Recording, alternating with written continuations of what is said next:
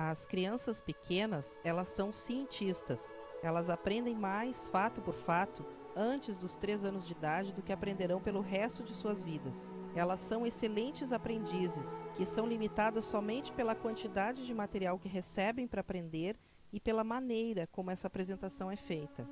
Então, vamos observar o bebê novamente.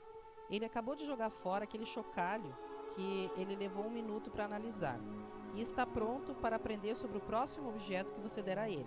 Sim, porque todos aqueles brinquedos que você já lhe deu e ele já aprendeu, ele não quer mais nem vê-los pintados de ouro. Então você dá um novo boneco ou um bichinho de pelúcia. Lá vai ele aplicar os seus 5 testes de laboratório e pronto. Em menos de 1 minuto está tudo analisado e computado naquele cérebro genial e de capacidade infinita. E então ele joga o brinquedo longe e está pronto para o próximo. Daí você vai me dizer: ah, Sônia, mas assim não dá, né? Então quer dizer que eu tenho que lhe dar um objeto novo a cada 60 segundos? Bem, se você quer que seu filho seja um gênio, esse é o preço. Lembra quando eu disse que a única coisa que limita o aprendizado do seu filho é a quantidade de material que ele recebe para aprender e a maneira como essa apresentação é feita? E que a mãe é a chave desse aprendizado? Sua criança vai ser limitada somente por você, pelo quanto você estará disponível e disposta a ensiná-la. Mas fique tranquila, você não vai precisar sair comprando coisas como doida para dar a ele. Muitos dos objetos você tem em casa, como uma escova, por exemplo, um pote de cozinha, uma colher de madeira e por aí vai. Claro que primeiro você precisa se certificar se o objeto é seguro, se não tem pontas ou se não tem partes que possam se desprender para ele engolir.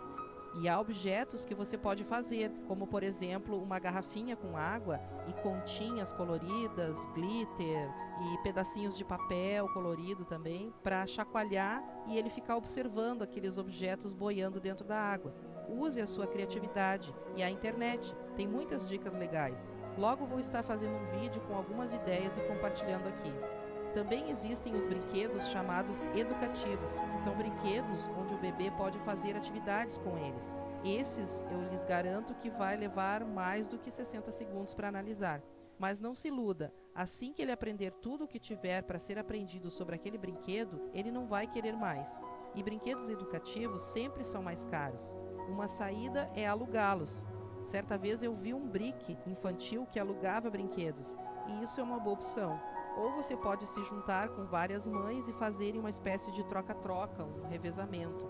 Hoje, com a internet, ficou bem mais fácil, mas eu posso lhes garantir que todo investimento feito no sentido de permitir o desenvolvimento da inteligência do seu filho vale a pena. Mais adiante eu vou falar do método de ensinar seu bebê a ler, que também vai ser fundamental nesse desenvolvimento. E como nós podemos motivar uma criança? Para responder essa pergunta, nós vamos falar de 2 coisas que são opostas. Uma é maravilhosa, chamada motivação, e a outra é oposta, chamada teste ou desmotivação. Pensa numa criança de 2 anos de idade que toca violino. Você já deve ter visto em algum vídeo aí na internet aqueles adoráveis japonesinhos tocando violino, não? Mas como é que se força uma criança dessa idade a tocar violino? Ninguém pode, não se consegue forçar uma criança pequena a fazer nada que ela não queira. Sabe aquela situação? Chega uma amiga sua, uma criancinha pequena, e ela diz assim: Joãozinho, diga oi para a dona Ana. E aí dá aquele silêncio sepulcral. E a mãe começa a ficar tensa, e você também. Aí ela repete: Joãozinho, diga oi para a dona Ana. E o Joãozinho continua calado. Daí o clima fica mais tenso ainda e a mãe fala pela 3ª vez, com a voz já entre os dentes: Joãozinho, diga oi pra dona Ana. Já meio cutucando o Joãozinho. E o Joãozinho tá lá, calmo, igual uma manhã de verão, assim. Parece que ele nem tá presente. Por que acontece isso?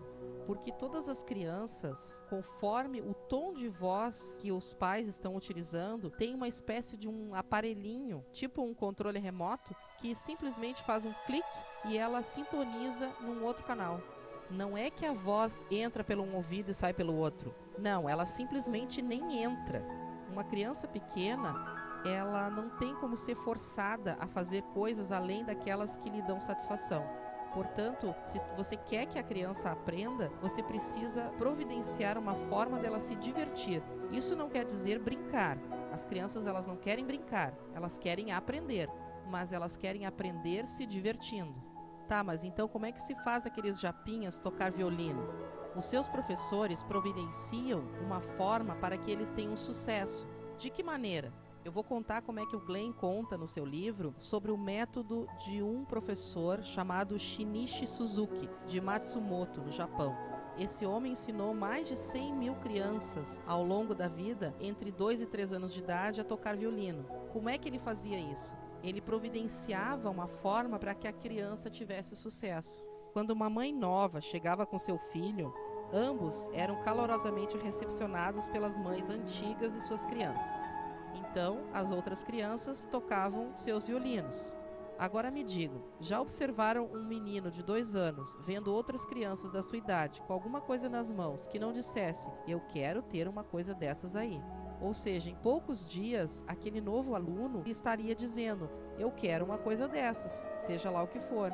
Então, nesse momento, ele estaria pronto para a primeira lição. E que primeira lição! Olha só como é que eles faziam. Todos os pais e crianças ficavam sentados no auditório. O novo aluninho está prestes a ter a sua primeira lição. Colocados sobre a mesa, no centro do auditório, estavam um pequeno violino e um pequeno arco. A criança descia pelo corredor em direção ao violino que ele tanto desejava. Ele anda até a mesa, pega o violino com uma das mãos e o arco com a outra, vira-se para a plateia e faz uma reverência. A plateia aplaude entusiasticamente e a sua primeira aula de violino estava terminada. Parece até que a gente pode ouvir ele dizendo para si próprio: foi essa a primeira aula? Quando é que eu posso ter a segunda? Se eu os deslumbrei aqui em Matsumoto, imagine o que não vai acontecer quando eu voltar para minha cidade. Talvez não eram essas as palavras que ele pensava, mas com certeza era essa ideia que aquela lição deixava na sua mente. Esse método providenciava para que a criança saísse vitoriosa, e isso é o contrário do que o sistema educacional faz. As escolas providenciam para que as crianças saiam perdendo, e isso se chama testar. O propósito dos testes não é, como as escolas têm afirmado, descobrir o que a criança sabe, mas sim determinar o que ela não sabe. Todas as crianças adoram aprender e todas detestam ser testadas. Quanto a isso, elas se assemelham muito aos adultos. Todos adoram aprender e todos detestam ser testados. Nós, adultos, gostamos de nos autotestar, mas de maneira reservada. E as crianças pequenas também. Por exemplo, num ditado de 100 palavras, nós erramos uma e já levamos aquele grande vermelho X que anuncia: não, burro, não é assim que se escreve. Ou seja, o sistema escolar providencia para que a criança saia perdedora e, infelizmente, ela frequentemente o faz. Então, tenha isso em mente. Ser testado não ajuda a criança a aprender. Muito pelo contrário, uma dieta constante de testes vai destruir na criança o seu amor pelo saber. O papel da professora é ensinar e não testar, e o papel da criança é aprender.